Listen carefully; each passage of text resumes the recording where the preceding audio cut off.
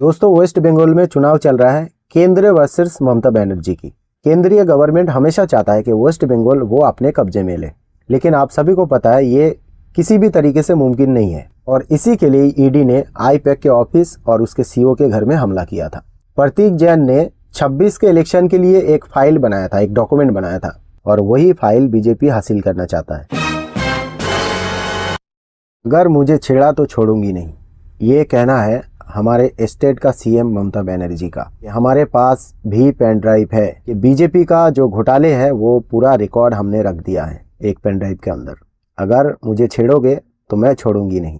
ठीक ऐसे ही भाषण दिया हमारा स्टेट का सीएम श्रीमती ममता बनर्जी ने।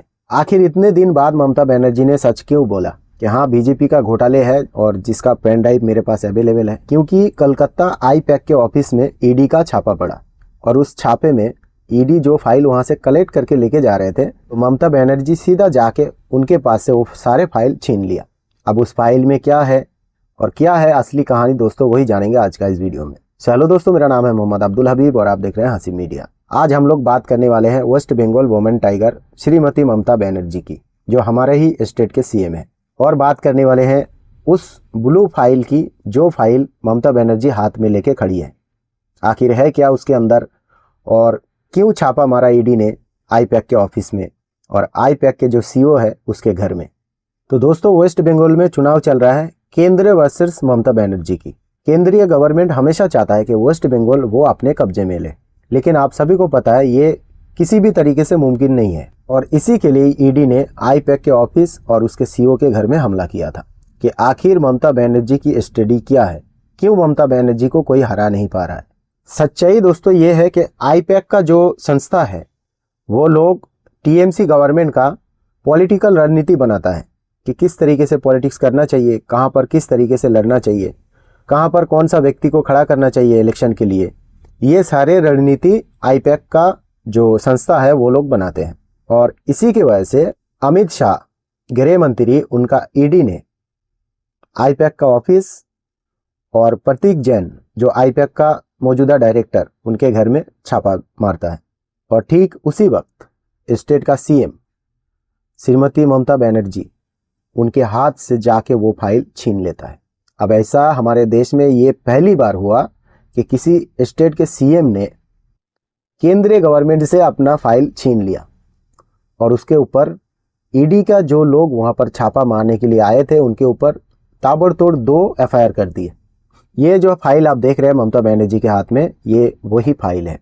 ममता बनर्जी का कहना है कि हमारे उम्मीदवारों का नाम लिखा है इसमें और हमारे चुनाव रणनीति इसमें पूरी तरीके से लिखा हुआ है और केंद्रीय गवर्नमेंट इसी को हासिल करना चाहता है, तो हम ये फाइल केंद्रीय गवर्नमेंट को क्यों दें।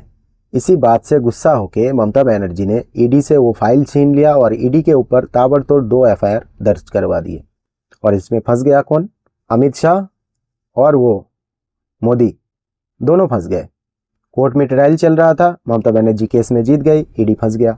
अब वो चले गए सुप्रीम कोर्ट, वहां पर भी वही लोग फंसने वाले हैं, क्योंकि केंद्रीय गवर्नमेंट को ये अथॉरिटी नहीं है कि किसी का चुनाव रणनीति वो अपने अंडर ले ले।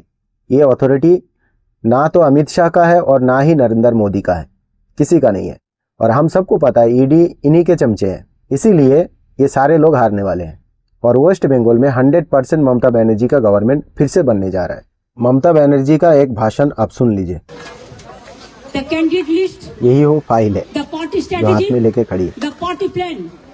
Is it the duty of the ED and Amit Shah? The nasty home minister? Naughty home minister. The naughty home minister who cannot protect the country and is taking away all my party documents. If I raid the BJP party office, what will be? What will be the result? They didn't have any guards. One side the SIR case, they are deleting all the names of the Bengal people.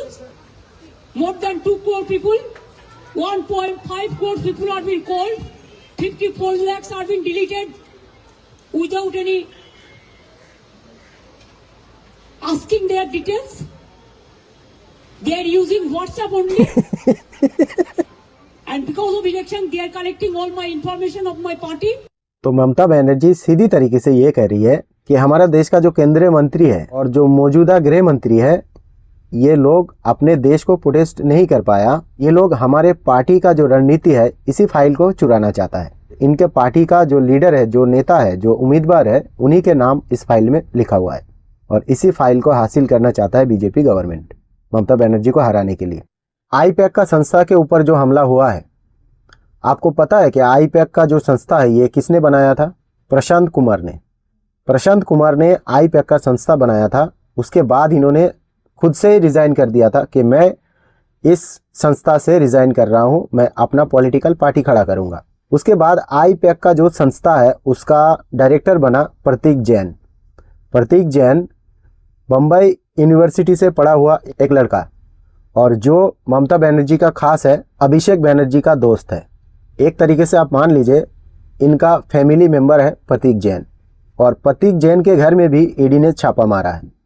इस बात से ममता बनर्जी और चिढ़ गई और उन्होंने वो pen drive publish करने का ऐलान कर दिया। ये टीएमसी गवर्नमेंट का पॉलिटिकल एडवाइज़र है प्रतीक जैन, और टीएमसी गवर्नमेंट का जो आईटी सेल है उनका हेड लीडर है प्रतीक जैन ने 26 के इलेक्शन के लिए एक फाइल बनाया था, एक डॉक्यूमेंट बनाया था, और उस इलेक्शन का टोटल उम्मीदवारों का नाम उस फाइल में लिखा हुआ है, और एसआईआर के द्वारा किन किन लोगों का नाम डिलीट करवा दिया गया था भाजपा गवर्नमेंट की तरफ से, वो सारे नाम उस फाइल के अंदर लिखा हुआ था, और वही फाइल बीजेपी हासिल करना चाहता है। কে খায়? কয়লার অমিত টাকা। শাহ খায়, হোম মিনিস্টার। কি করে খায়? কয়লার টাকা। গদ্দারের থ্রুতে টাকা যায়, জগন্নাথের থ্রুতে টাকা যায় শুভেন্দু অধিকারীর কাছে, আর শুভেন্দু অধিকারীর থ্রুতে টাকা যায় অমিত শাহর কাছে। শুনুন, আপনাদের ভাগ্য ভালো এখনো যে আমি চেয়ারে আছি বলে না ওই পেন ড্রাইভ গুলো বাইরে বের করে দিই না।